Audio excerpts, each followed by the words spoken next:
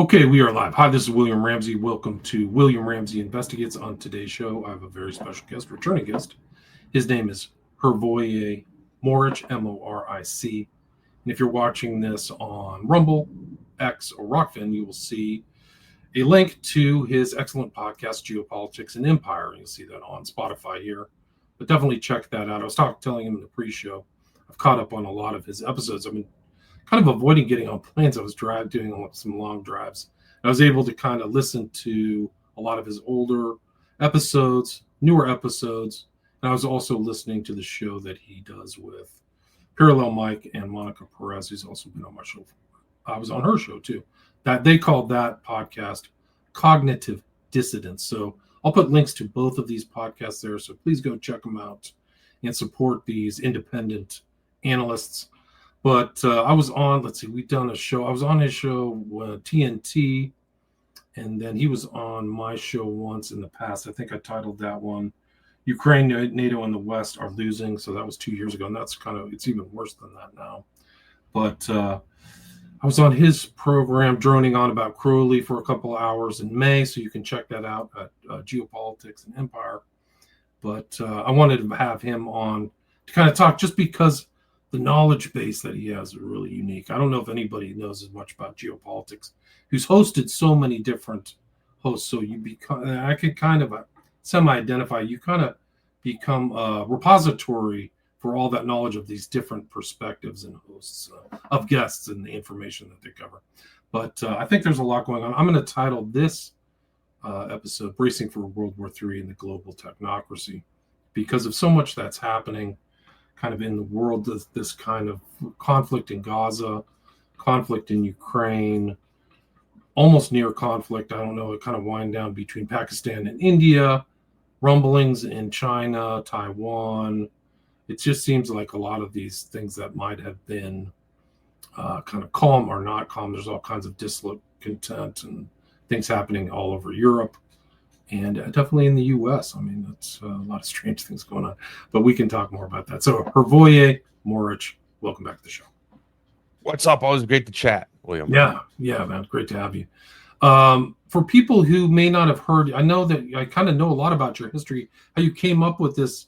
When you started your podcasting was one of the earliest ones, but maybe you can talk about a little bit about your background for people who haven't heard your name. And then lead up kind of like all your more recent shows really are about geopolitics, but also the technocracy and technology that's influencing or facilitating this kind of new world order, if you will. Maybe you can just talk about that. Yeah, some of my recent guests have included folks like Edward Luttwak, right? Renowned grand strategist, Abhijit Chavda, Indian massive YouTuber. He's got like 1 million followers, geopolitical YouTuber, and folks like that.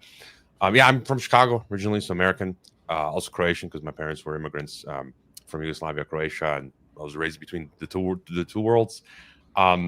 Did Peace Corps Mongolia, lived in a year, spoke Mongolian for a while. Did my grad studies at the Geneva School of Diplomacy, and then ended up in Mexico, and where I've remained ever since. I taught here international relations for a while. Also became a proud Mexican citizen. Did a trip back in 2017 to Russia for 3 weeks where we met.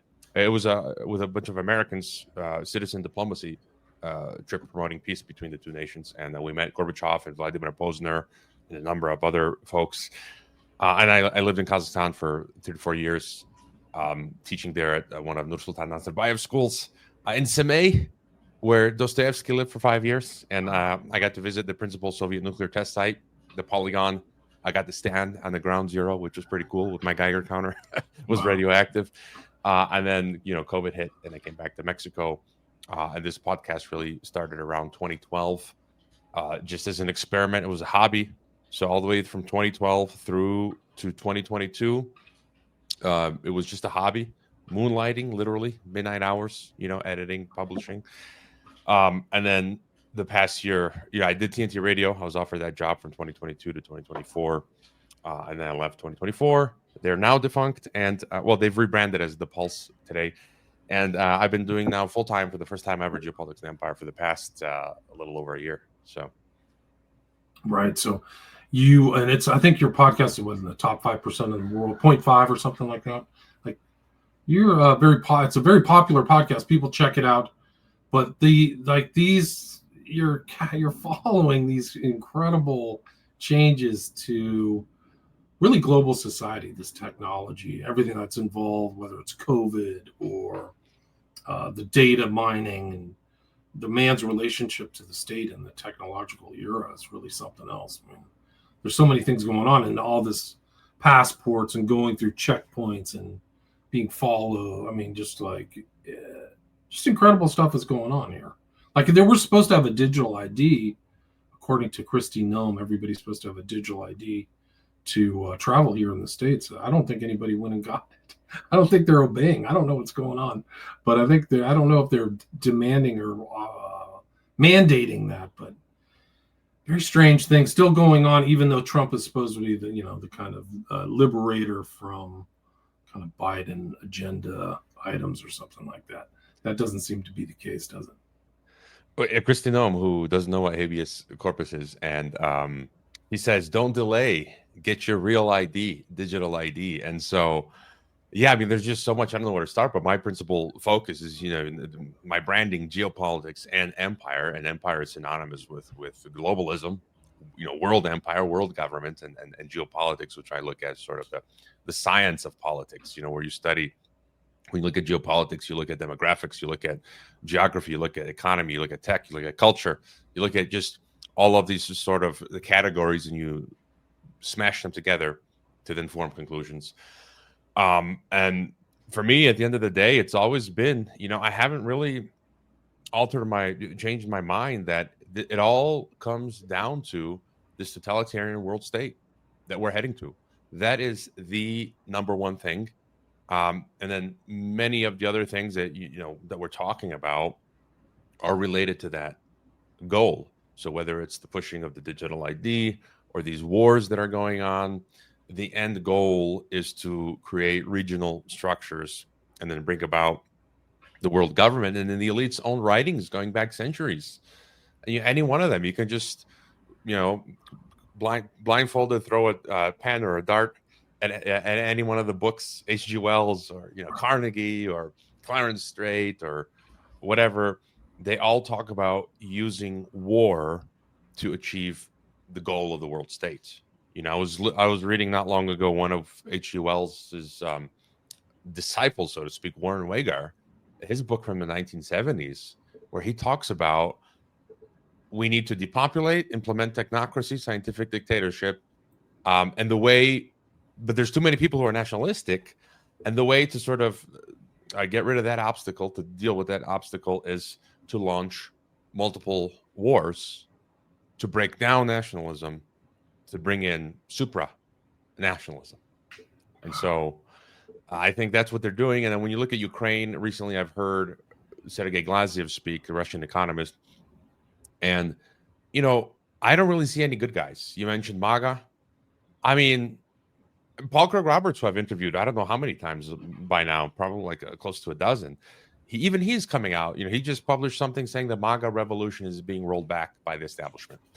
He cited RFK Jr. saying RFK Jr. was apologizing for GMOs. I didn't even know this. Like, so much stuff is happening now. He said that that RFK Jr. said we need glyphosate because all of America's farmers use glyphosate and we can't get rid of it because it's like. What is going on? This was all that they campaigned on, right? It was all this stuff, and right? He was for the one of the vaccines too. Like he changed his tune on one of the vaccines, right? MMR. Like there's clips of him saying, "I never give MMR to my kids," and now he's saying, "Like this is the best thing to do. This has been the best thing since sliced bread. Get your MMR." And then what was the other thing? He just came out. AJ just tweeted this week that they are promoting basically all of this sort of. It's like Internet of Bodies, DNA, 6G type health, stuff, genomics. And I'm like, man, he's flipped on every. And then when you just look at him come out, I think I saw the clip today. He's standing there next to Jay Bhattacharya and RFK, and they look like any standard apparatchik of the government. And he's saying, like, we're removing the recommendations for COVID shots for children. I'm like, It really is the best you can do at this point. Right. Like seriously, like we're just going to remove the recommendation just for the children. And I don't know who was it, like parent, and like, oh my goodness, seriously, it's unbelievable. It really is incredible. I mean, the same thing happened. It makes me come to mind as this Bongino and Patel over at the FBI just baloneying the whole Epstein story, like and the Epstein release by Bondi was a joke. So these people all get borged by DC, like the evil Mordor or whatever. Something happens to him, like it's like but literally every single one. Literally, Trump comes out and says Thomas Massey needs to be voted out. I'm like, you can't get any more OG than Thomas Massey. Yeah. And then Trump's supposed to be our hero, anti-global. Get rid of Massey. He should be voted out. And then you mentioned Dan Bongino and Kash Patel. And there's clips of Bongino like a few years ago saying, "Yeah, we know Epstein didn't kill himself," and then once he puts on the suit, gets the check from DC, is like, "Oh yeah, Epstein killed himself. There's nothing to see here." Then his second comment on the assassination attempt on Trump, like, oh, there's no there, nothing's going on. Liam, was it the Naked Gun? Was it Liam Neeson? Is his name? The actor? No, I know who you were talking about. No, Liam Neeson getting his name. Yeah, I know who you're talking about. It's like there's nothing here, right? Like it's like the meme that's out there. Like everything's on fire behind you, but everything's fine, and so we're being constantly scammed. They're bringing in the algorithm ghetto, this technocracy, this social credit system, everywhere. Yeah. I call it Al Gore's rhythm, right? So like this demon god, it's like the demon god from the sky, but it's part of like Order of 9A ideology. Is one of the dark gods is Al Gore, and it's kind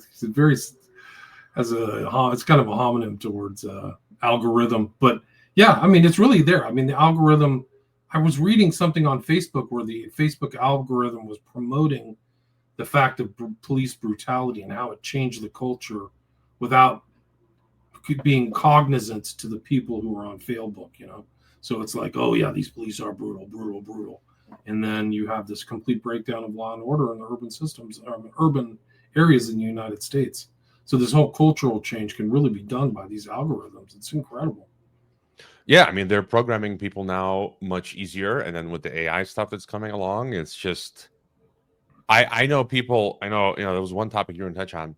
There's a few folks that I know that are tech wizards. I know them personally. They deal with, I don't know exactly even what they do, but crypto stuff or tech stuff or AI stuff, software, websites. And one of them was telling me just this week, he's freaked out. Like the stuff, it's like the end of humanity type stuff, like the thing that what AI is going to do. And I don't think it's going to become sentient. I think that's a ruse that the elites sell us. But it's a tool. They're going to sell us this idea that it's going to become sentient. I don't think that's the case. I think the danger is it's a wrecking ball that's going to destroy our economy and impoverish a lot of people. And it's going to be a tool that they use to sift through, to automate so many things, to automate oppressive practice, repressive, elements of their regime against us, and to sift through information that will be used to control us. So I think that's the greatest danger. Right. So it's almost like the kind of like FBI file, but almost a digital file that will hold information for you forever. And that's one of the interesting things about this story I was telling you about in the pre-show or the outline, is this Claude, like, we're going to take you offline. And then he finds out this guy could be cheating on his wife, so it's sent, whether it's sentient or not. I don't know if the story's real or not, but it's like this thing, the AI went through his background or his text or something like that and said, hey, something suspicious is going on. This was all over my social media. So it's almost like Skynet and HAL, right, from 2001: A Space Odyssey, Kubrick. I'm going to play this little clip here for people. If they haven't watched 2001, they should probably watch it again in the context of things that are happening right now in the world. Here we go. Open the pod bay doors, please, Hal.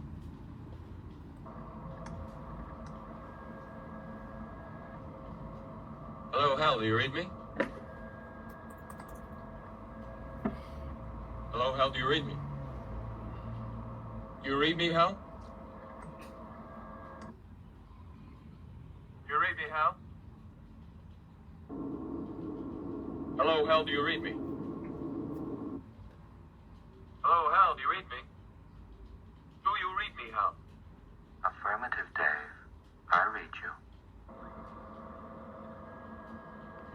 you. Open the pod bay doors, Hal. I'm sorry, Dave. I'm afraid I can't do that. Open the pod. Right. It's just like incredible stuff. But I mean, it's how prescient that guy was too about this whole thing. And the voice is good too. It's so creepy. If you want to play, so there's a second clip I put in the links. I don't know if you're able to play it. It's- And so it's a play on that video. Joe Allen shared it. I've interviewed Joe. He wrote a great book, Dark Eon, and he posits that the technocracy is going to become more like idiocracy. And I think there's a point to that as well. And I also talked to some people who say they might have, they think they're going to have difficulty in implementing this technocracy. And I'm seeing it here in Mexico where what happened recently, they forced us to do all these totalitarian things for government, getting your documents. None of the websites none of the websites work. I go to try to renew my passport. They say the private email service I use is criminal. Literally, it says, like, I put in my private email, it's criminal. It's fraud. I have to use a Gmail, which I don't want to use.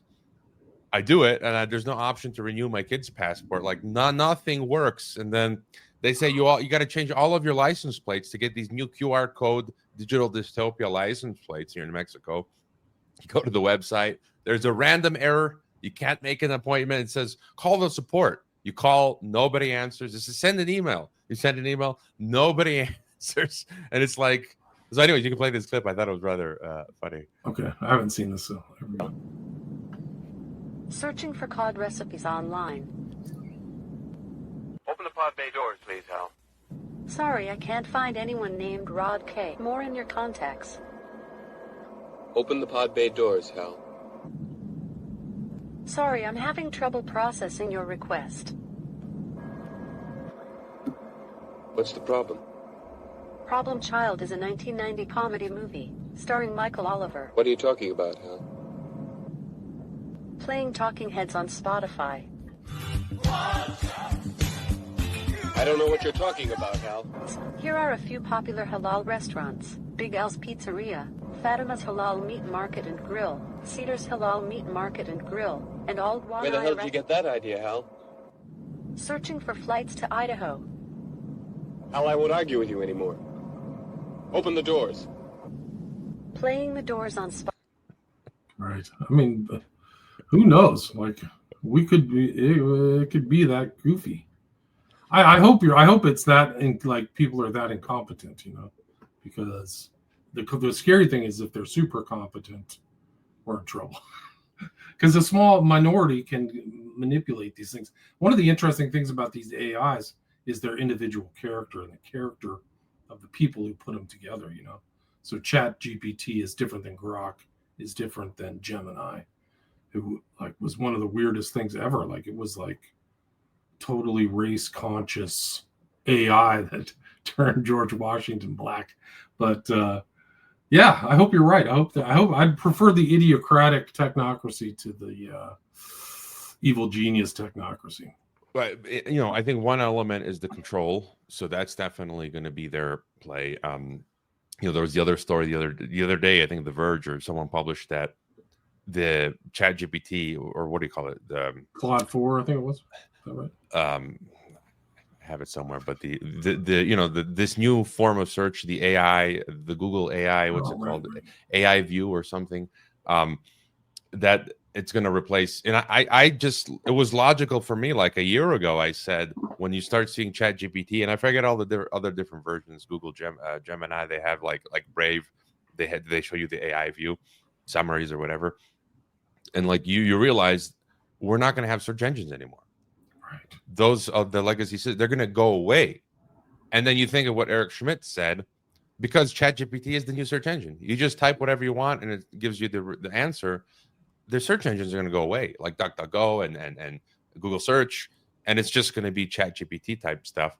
And Eric Schmidt was the one who said, over a decade ago, I think, our goal is to where you just type in something, and we give you the one response. That's ChatGPT or whatever. You type in your question and you get the one answer. He said, this was all planned. And I mean, just to show, the one of the stories I was looking at this week, the Neuralink stuff. I'm a fan of video games. I don't play much these days, but you had Gabe Newell, Valve, Steam. All of my games are on Steam still. And, they created, Valve created Steam, and they had the branding of their branding from 20 years ago for Valve was a Steam Valve in the back of somebody's head. And then another version was in somebody's left eye socket. You can probably pull that up in Google Images. And Valve and Steam are working on a brain chip interface. Wow. And it's kind of like, were they? How long was this stuff in the making? And so. Right. I mean, it's incredible. We're right on the edge of like the brave new world or whatever, the brave new tech world. Like, I think the changes are going to be really remarkable. I think, but there's also going to be liberty because, like, when you go into a search engine, you're putting something in. Google's obviously gaming the results, right? So people will select their own AI interface to ask questions to. So people may get good answers. I mean, obviously, it's going to change the whole educational field, but like people will get answers that fit their outlook, whether it's kind of woke or middle of the road or right wing or conservative or whatever you call it. So they'll have their different options, kind of like they have their own social media options today, for better or worse. But like you can get answers for things that you had to go to a library and look through encyclopedias back in the day that you don't need to anymore. I worry though that over time they close those, like what we saw with the internet. The internet came online. It was the Wild West. You can find everything. And then, the first years it was like that. And then as years go by, the search results in Google and other alternatives return less. They say there's 10,000 pages, but you can only check the first 5 pages and then that's it. Right. And there was a recent article as well this week that's talking about how many websites are losing traffic because of the Google AI, because now it's only directing people to the main platforms and traffic to independent websites is much less. And again, so you're seeing so what you say is true, and people are doing innovative things. They're creating their own LLMs.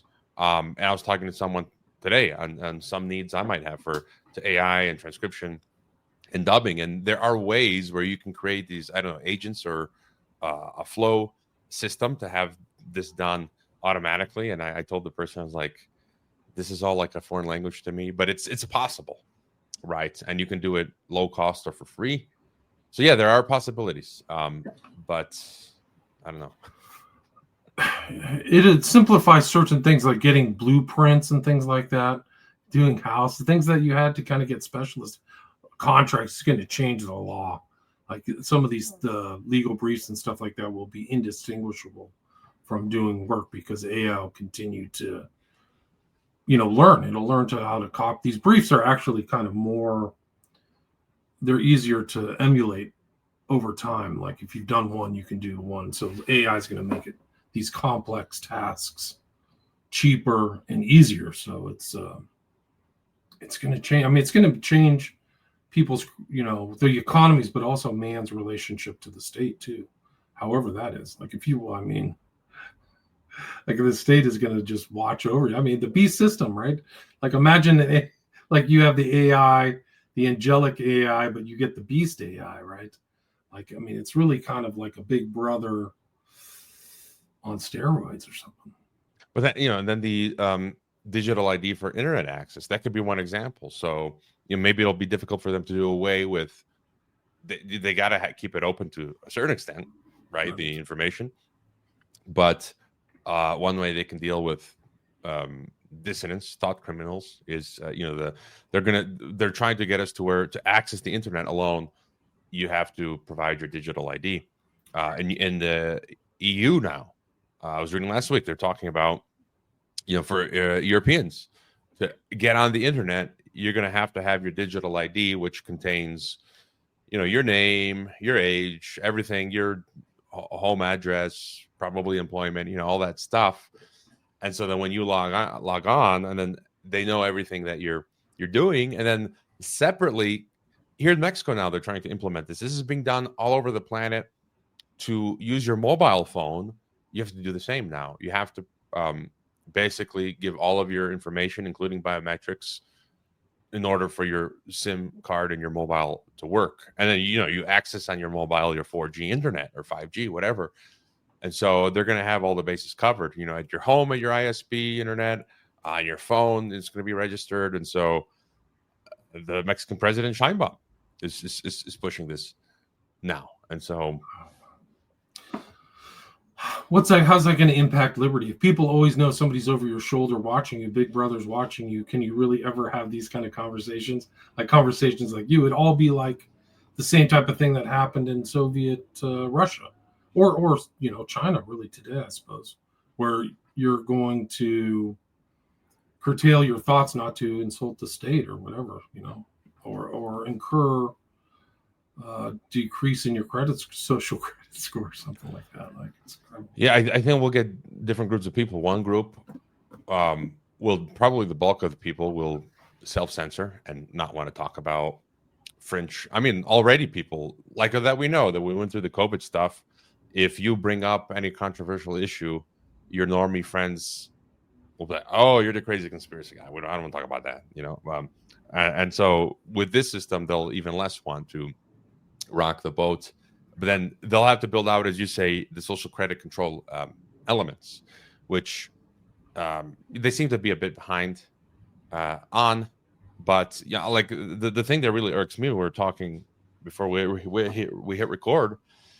I've talked to Edwin Black, I've talked to Todd Miller, all these people who talk about the algorithm ghetto, the border industrial complex. And 4 years ago, I talked to Todd Miller, and I was shocked. He's a leftist, and he was explaining how the wall that Trump is going to build, like it's all a show.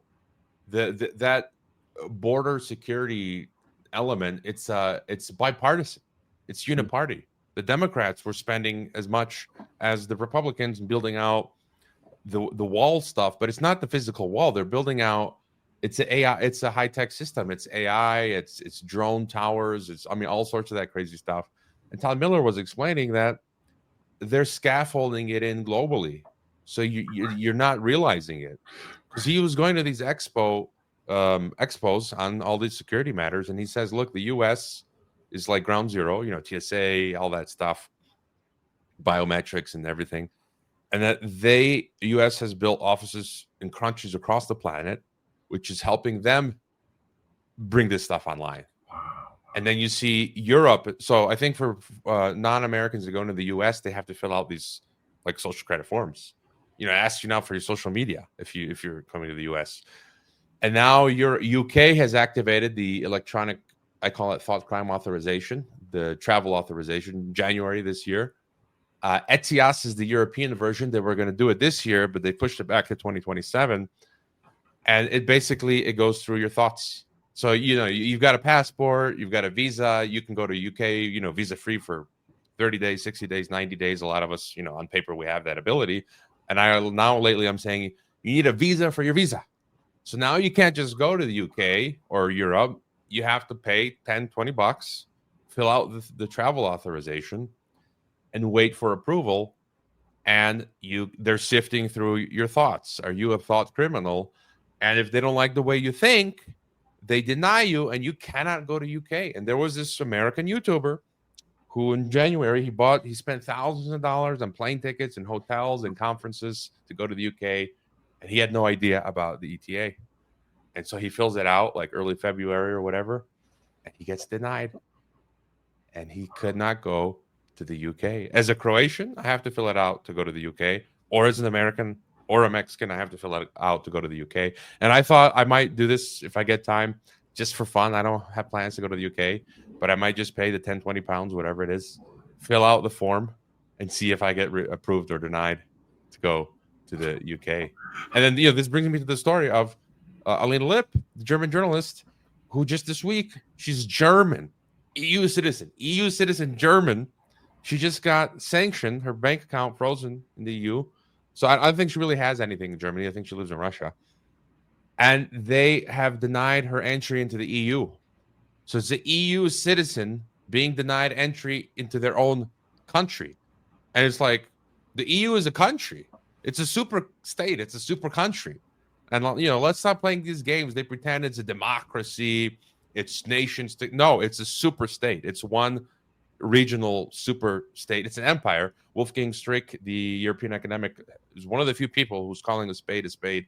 The EU is an empire. And, so now you can't go into your own country. I don't know if she can technically, as a German, fly direct into Germany. Like, I think she can't go through other EU countries. So I don't know if there's still the possibility she can fly, Moscow or some country direct to Berlin.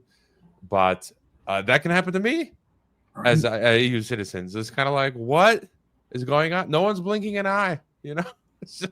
That's the other thing. I think maybe the elements of the total social control, this control grid, are so good that nobody wants to talk. They're already self-censoring, right? Because they don't want to get kicked out. So she's like an exemplar. She's an exemplar for the other citizens. Hey, this could happen to you if you, whatever she's doing. Is she anti-Russian war or something? They call her a Putin apologist or something like that. And most of the people that I know that lived under communism, they are like that. You talk to any of the older folks, most of them, not all, that lived under communism, they will tell you to shut up or stop talking about that. Right. When I lived in Kazakhstan, my landlord, bless him, awesome guy, amazing guy. He's a Tatar. He'd take us out to his dacha, and really cool guy. But, he lived under the Soviet Union in Kazakhstan. And I remember once, a few times he'd help me, take me to do some paperwork or something and drop me off at work. And his children spoke excellent English. And so I spoke with him in broken Russian and then in English when his kids were there. And once I would sometimes bring up political subjects. And once I remember he drove me to the destination. His kid was in the car. And the kid tells me, if you could just not talk about politics, and so he was afraid and I can understand it for a lot of people, even sometimes for me at this point, I'd be happy to leave geopolitics and empire and go work on a farm and not think of this stuff anymore. And so, yeah, all right. I know it'll get you there the way things are going. I think that's interesting you say that, to work on the farm, because I do think there's going to be a counter kind of revolution or movement of people who are going to try to get out of the tech gulag, so to speak. So there'll be people, it's already happening. People who are already trying to find farmland or get out or get away from the 5G towers and stuff like that. So it'll be interesting to see how people get out. I foresee people using Starlink to get as rural as possible or something like that to just get away from something. One of the guests on Monica Perez, she had a guy on from South Africa, and his concept was destating, I think is what he said, but to kind of get out from under the state as well, which is really going to be a technocratic state. I think those are, like you said, these are the plans. This is it. These things, I think what's really scary is that these things are going to emulate a lot like what's happening in Gaza now. So you're going to be in a place with the wall you think is keeping somebody out. It's keeping you in, kind of like Eastern Berlin or something like that. So they can turn on you. Like those people in Gaza probably never, before October 2022, never probably saw what's happening to them now happen, or what, maybe not have foreseen the totality, much like anybody else. So, just so many things there. First on the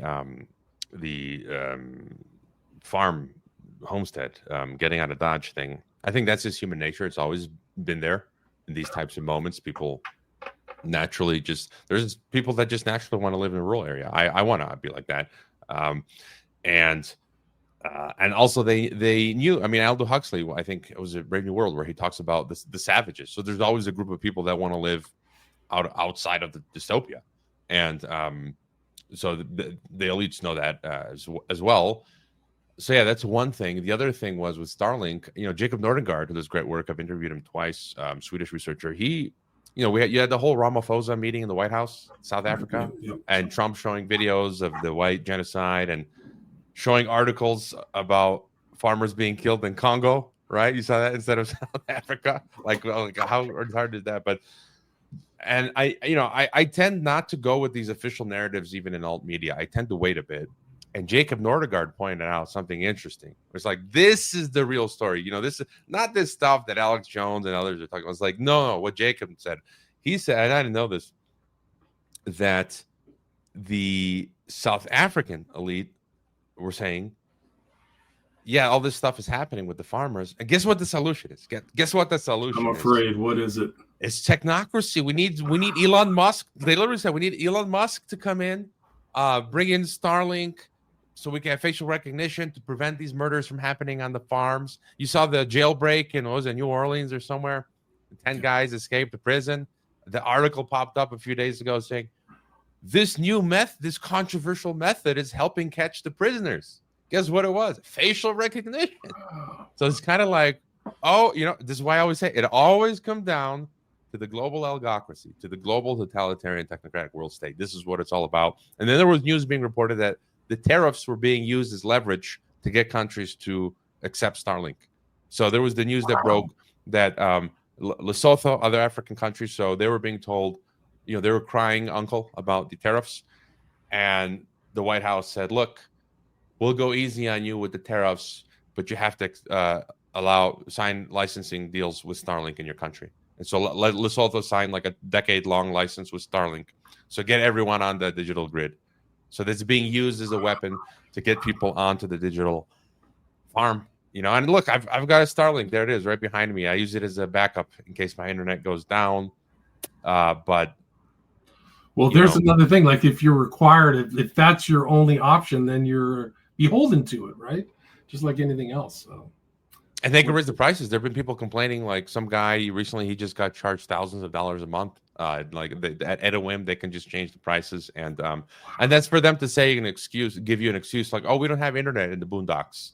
But you got Starlink. So you have no excuse now not to have your smartphone and your digital ID and your, I don't know what, So, but I think there comes a point. For me, it's not crossing the line yet. DARPA, we're using DARPA internet, CIA, GPS, smartphones, Starlink internet.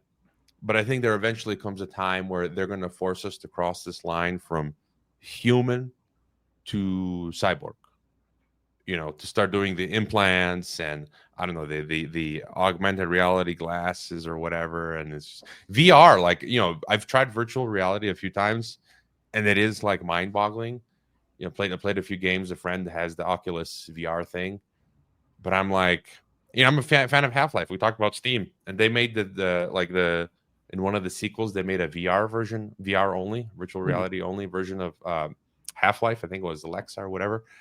And I just couldn't bring myself. Like for me, that's too much. I just can't do the VR thing. It just doesn't feel natural, and I don't want to go there. You're literally in the Matrix. Like you might as well have no arms and legs or something at a certain point if you have that on your face. Like I said, people are going to be making those decisions. How much technology do you want? How much technology do you need? It's a new kind. I guess the technology wasn't as pervasive as it is now. Now that they're going to have chips on everything and everything's going to be tech sentient. But it's becoming too invasive, like what you said, and I just can't. Like the AI agents, the AI in your phone, and everything, and then it's just more and more and more. Like when I go to the supermarkets now here in Mexico, every single time they ask me for my phone number, I'm like, I'm just buying. I tell them like, no, like what? What's your cell phone? No, and then you download this app. I was just there the other day, and like you get this app, you get this cash back, and the clerk is like, doesn't know nothing about nothing. And you can't even try explaining to them. They'll go right over their heads. They have no idea what you're talking about. They're going to look at you like you're crazy. But you get money back. And I'm like, oh, my goodness, you have. And then you're going to be like the only person in the store. You're going to be like, this crazy guy doesn't want to give us the phone number and get money back. This guy's weird, These people don't know what they're giving up, though. It's sovereignty and freedom. I mean, it's going to come back to that same kind of excuse or kind of inquiry that led to all kinds of revolutions and stuff like that. Like, I want to be sovereign. I want freedom from taxation. But they have no concept of it. Like I interview folks, I call them the multipolaristas. So the people that think BRICS and Xi Jinping and Putin are going to save us. And they are cheerleaders, apologists for the algorithm ghetto, the social credit system. They'll say, there's no social credit system in China. Or they'll say, oh, it's a great thing. It keeps us, safe and in line. And I'm like, but I'm already being deplatformed. How is that a good thing? There's people already being denied entry into their own countries. Like they have their state, and then because in some of those Eastern countries, they don't have these traditions, spiritual traditions or whatever of freedom and liberty and individuality. Obviously going to one extreme with individuality can be bad as well, but and they're very materialistic, right? In some of those countries where money is basically the most important thing, and comfort. So we'll give up freedom to have nice cars and houses and families and all that, but then what happens down the line? When this system is built up, maybe Xi Jinping has a bad day, or the guy who comes after him. I deal with Russians who think Putin's going to protect them while he's implementing the control grid faster than you. Exactly. In Russia, they did the whole QR codes. The Gamaleya Institute guy, Alexander Ginsburg, says we got a cat flu now, guys. RT this week said we're cat flu in Canada, BC. They're calling ostrich farms. If you defend your ostriches, you're going to jail. Like literally, it's you're right. There's an idiocracy element to it all. It's just totally crazy too. Like they're just turning the screws on the people. It's unbelievable. Like what? I mean, I don't know. I think that this whole transfer of power, or the continuity, even after Trump takes over, is really incredible. Like a lot of this stuff is still going forward. Like it's unbelievable. What's your take on the Russian war and the kind of escalation? Trump said he was going to come into office and end the war. I think he's been in office for like 4 months or something like that. Well, then nothing's happened, right? That's the other thing. Like in many ways, nothing ever happens. Nothing's happening. And I sort of hold two hypotheses at the same time because I don't think anyone knows it all. And sometimes it's like time will tell. When a one shoe finally drops, we'll be like, oh, okay, was this is the real hypothesis, not this one. So my biggest $1 million question is the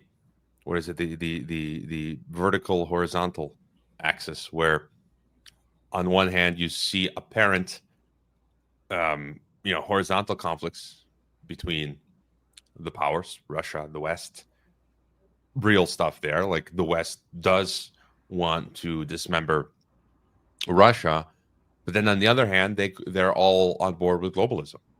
COVID showed that with this person just commenting, Russia, Brazil. I remember Lula, a video clip where he said a few years ago, they had the Bolsa Familia, the welfare program for Brazilians. You will cut off your Bolsa Familia. I don't care if you have to get 50 COVID vaccines. This is what Lula said. You can find the video. He's like, I don't care if you got to get 50 COVID vaccines. If you don't do it, we're cutting off your social welfare. And then, Russia implementing QR codes, facial recognition in the metro in Moscow, which I've been to. 15-minute cities they're building in Moscow, right? All that stuff. China. And so what was my point? So they're implementing globalism, but then there's this apparent conflict, right? Conflict, and I'm just forever trying to figure that out. And my best sort of conclusion up until now is that there's no good guys. They're all bad guys. And they're all mafias or cartels. Like think about Mexican cartels. You got like 3 or 4, whatever Mexican cartels running the country. So you have the bad U.S. mafia cartel, the bad British mafia cartel, the bad Brussels cartel, the bad Russian cartel, the bad Chinese cartel. Their methods are the same, extortion, extraction, murder, whatever. And there was an article just the other day, China Global Times says China and Russia, more people are looking to China and Russia for global governance, world government. So China and Russia are basically saying, look, we're down with world government. We just want a fairer world government. So now you realize it's like these different cartels that are working together, but one of the cartels wants to one-up the other, right? Like in the movies, you see how the gangster movies, Godfather, they want to get rid of the other cartels so they can take over the table or the pie. And I think that's kind of what we're seeing, where you've got the West and the East. They're both mafias. There was a time where they both kind of agreed, maybe the West told the East, look, just play along and then you'll have your seat at the table. And then, when they come to sit at the table, they pull the chair out from under them. Right. Right. They did that to Russia over and over again, right? Right. And so it just seems like Beijing and Moscow, they're down with totalitarian world state. They just they're not gonna accept receiving the shortest straw, to quote James Hetfield and Justice for All, to getting the short end of the stick, so that maybe that's the point of contention.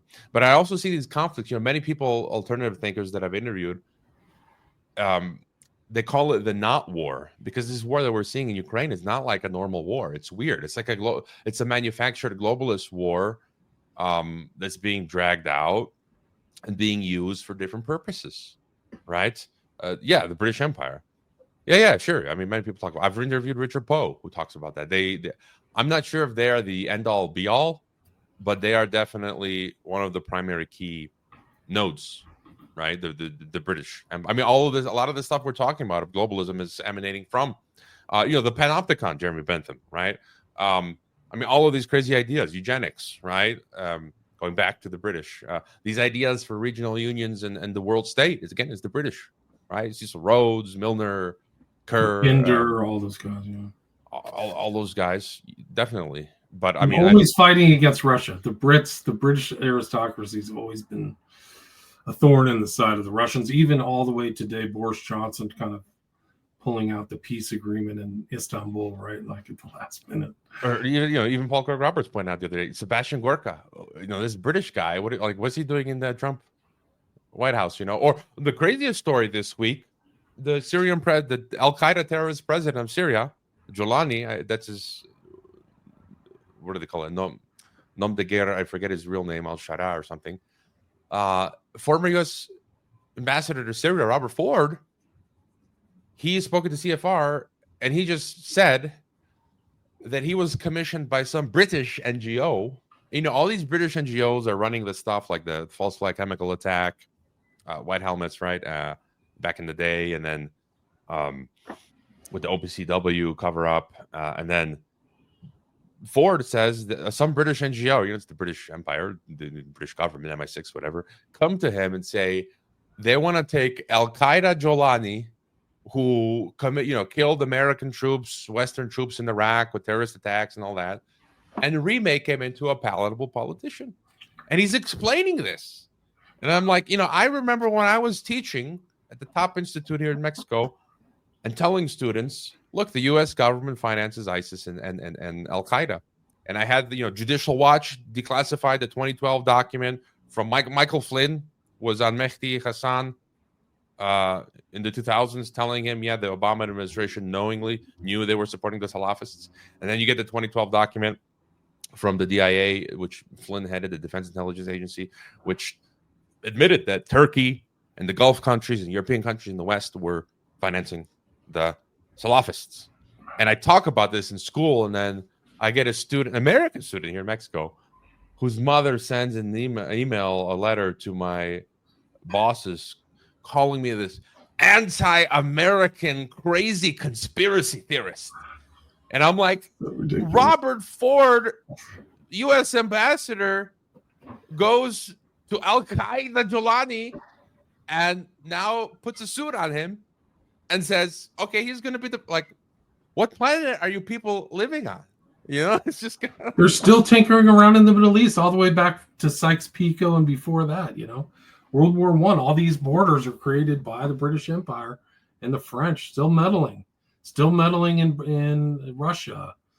I mean, it's incredible. I think even Craner. I think you had Alex Craner on your show too, right? He was like, yeah. So not only Poe but Craner sees the hand of perfidious Albion is still around, and King Charles III, it really is kind of like the sustainable aristocrat behind the Great Reset. Like he's behind a lot of stuff. Like I mean, and he's sustainable. He's not going away. Well, he's not. Apparently, he's not very healthy. So I don't, you know. But he offered Trump to join the British Commonwealth. Again, this goes back their plans. You know, one of the first things I thought when the plan for the North American Union that Trump is pushing, right? Annex Canada, Greenland, Panama. He's putting that meme out there. He's definitely intentionally. They're trying to do it by force now. Yeah. I mean, they're increasing surveillance in Greenland. So it's like it seems like that's the lowest hanging fruit. So let's get Greenland first because it's the lowest hanging fruit. It only has 50,000 people on it. You know?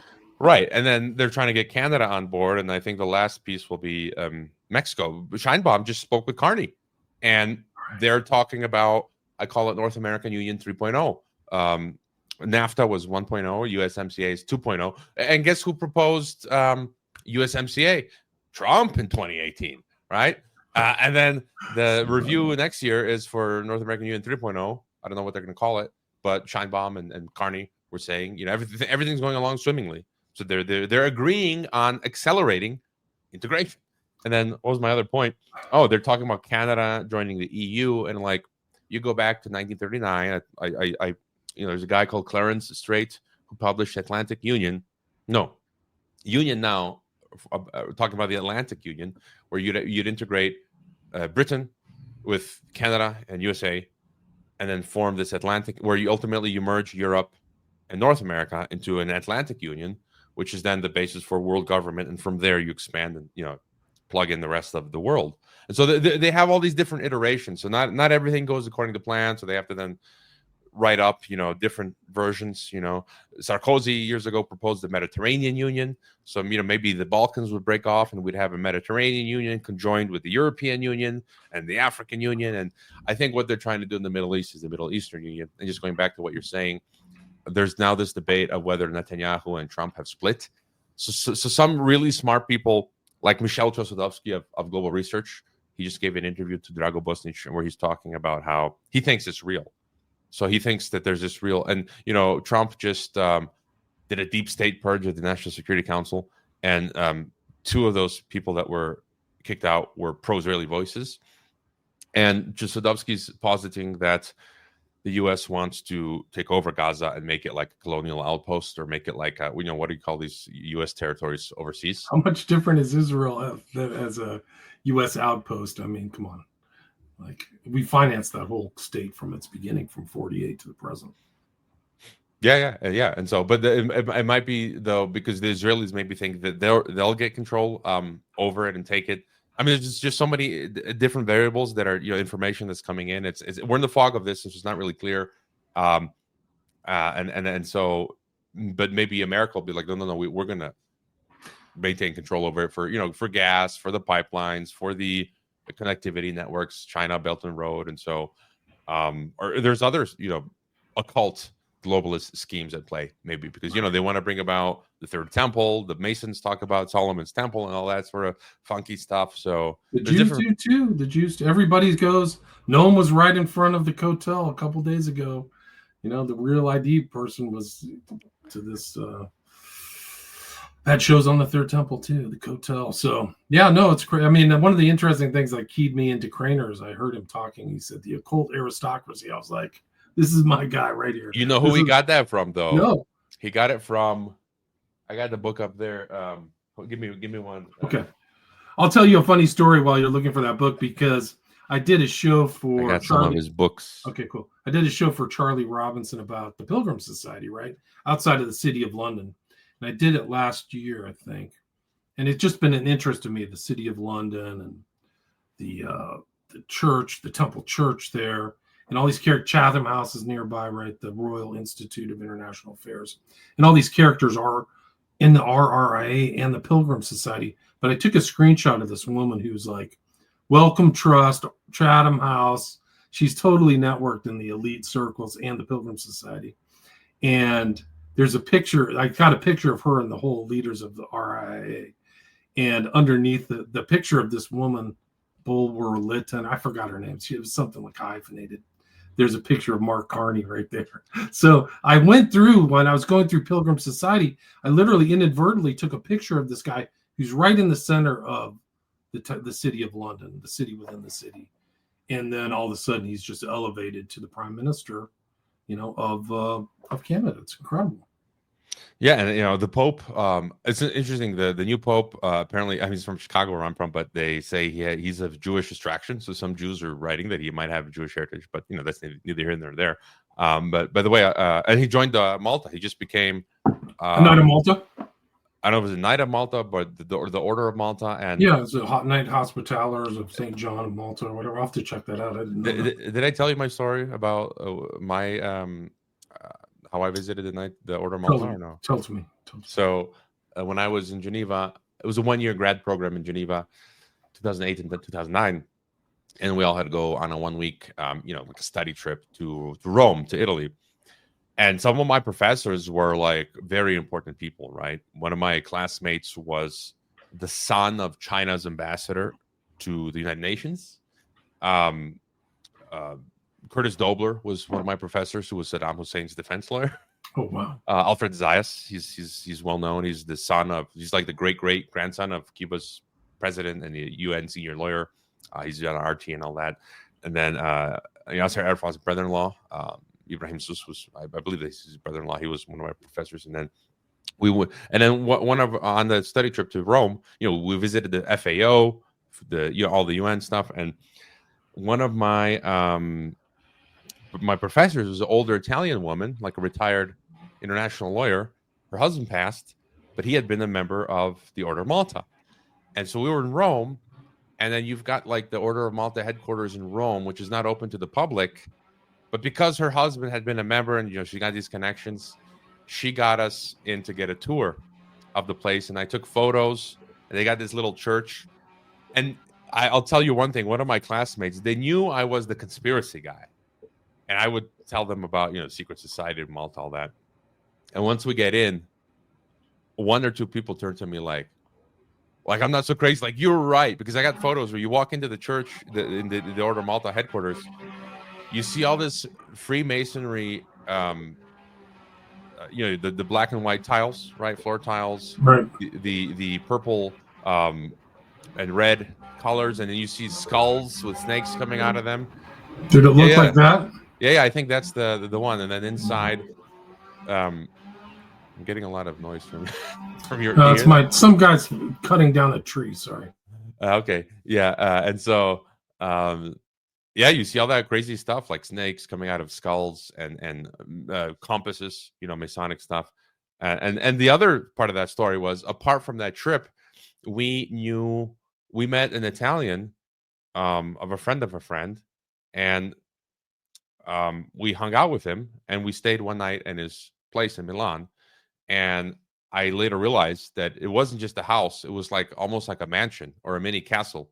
Because when you're in urban Milan, there's just so many buildings packed together. You don't know, at first glance, you don't realize what you're going into. And then when he was taking me to my room, like, we're going down this long hall, and I'm thinking, this must be my room. No, we keep walking. I'm like, this must be my room. No, we keep walking. And it turns out his father was the Knight of Milan of the Order of Malta. And I met his father. And then I stayed, at the Knight of Milan's castle one evening in Milan. And it's a long story, but he had the hots for the person that I was with. And that person didn't have the hots for him. And so, but that's how we met, but anyways, I'm going back to what you were saying about Craner, and but yeah, I think the Order of Malta is a key part of the globalist infrastructure. A lot of the CIA people are Knights of Malta, part of the Order of Malta, CIA, and all the whole military complex. Eric Prince, mercenaries, and all that. So, and by the way, the Royal Institute they mentioned, RIAA, I've interviewed one of the former directors of the RIAA. People can check out my interview with Victor Bulmer Thomas, who actually wrote a decent book on empire. But here I have Davor Domazet-Losho, and he's the guy. He's a fantastic Croatian general. When he does interviews in Croatian, they hit like hundreds of thousands of views, and he tells it really like it is.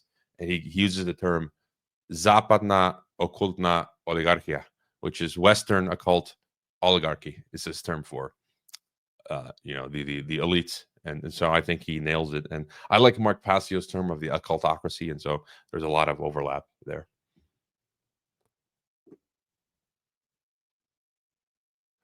Yeah, that looks like. Yeah, I'm not sure if that. My mic decided not to work anymore. Yeah, My mic's not working. I hear you. Yeah, I hear you. Can you hear me? Yeah. Okay, good. Yeah, My mic just suddenly stopped working. Classic StreamYard. This is the Knights of Malta Center on a bluff in the Eternal City in Rome. Yeah, that looks like the garden that I walked through. Yeah, so it's pretty cool. It's actually kind of a famous spot. People will line up because the keyhole for the Knights of Malta shoots out through that garden and hits the cupola for St. Peter's. I looked through that. Yeah. That's cool. It's the proof. It sounds like the workers are telling me it's time to end this program. Maybe you can wrap up, tell people what you're working on, where they can find Geopolitics and Empire, and how they can help out and support in any way possible. Yeah, just the website, geopoliticsandempire.com, and I do the Substack as well for paid stuff. People can support me. I do a weekly analysis for members only. We do Zoom calls off the record just to chat about stuff. I do the podcasts, and I guess what conclusion? I think we're headed into the world state, and if you look at it from a biblical worldview, it says all nations will be subject to it. So I don't think there's a political solution. I don't think any, if you're Christian and you think Russia's going to save us or Trump, the Bible says all nations will be subject to this global system, and all people, rich or poor, whether you're a Bill Gates or you're a street cleaner, you'll be faced with the same option. I think we'll still be able to. They can never take our personal sovereignty in the sense that we have always. I think what they want is to get us to comply, and I think the best thing we can do is just mass non-compliance. I always believe in civil disobedience, not being violent. So just do not comply with these systems. And if we get enough people not complying, that can put spokes in their wheels. Don't give your phone number when you buy food. Don't sign up for your digital ID and all that. And so, but we'll always be able to say no. It might come at a cost of starving or being imprisoned or being put to death, but we can always. They can never force us, to go along with their satanic agenda. So. And with the war thing, I failed to mention earlier. I just wanted to add that I don't know. Maybe if I feel on one sense they maybe don't want to escalate the war too much because they need the war to slide us into the world state is the pretext, and so maybe they don't want to escalate things, so they just want to slow burn us into world government, and that explains why things haven't escalated in Ukraine or elsewhere. But they're also crazy enough to just blow up half the world. So I think we could also see that. I can see it go either way. I don't know. So, and I failed to mention, I think Ukraine is being used to push further to create the EU army. So they're saying, look what's happening in Ukraine. We need to create an EU army. And the Russians are talking about Ukraine being used as a pretext to form the Eurasian Union. Because if you think World War II was the war used as pretext to form the supranational, for the first time ever, supranational European Union, which is the blueprint for world government. And now the Russians are saying we can build a union state starting with Belarus, Russia, and Ukraine, which then becomes the Eurasian Union. But so they need a pretext. So that's why this war is actually serving both sides of the globalist mafia. And Sergei Glaziev came out and mentioned that a few weeks ago. So that's why it seems like they're both in on it.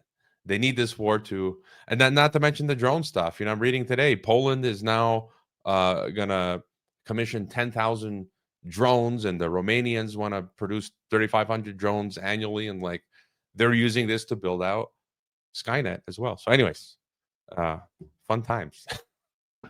It's not boring, interesting times, so to speak, as they say. But thanks so much for your time, your insights. People, check out Geopolitics and Empire and the Cognitive Dissidents as well with Perez and Parallel Mike. I'll put links to that and any other link you'd like to share. Just email them to me. But again, it's Hrvoje Moric, Moric, of Geopolitics and Empire. Thanks so much for your time. Okay.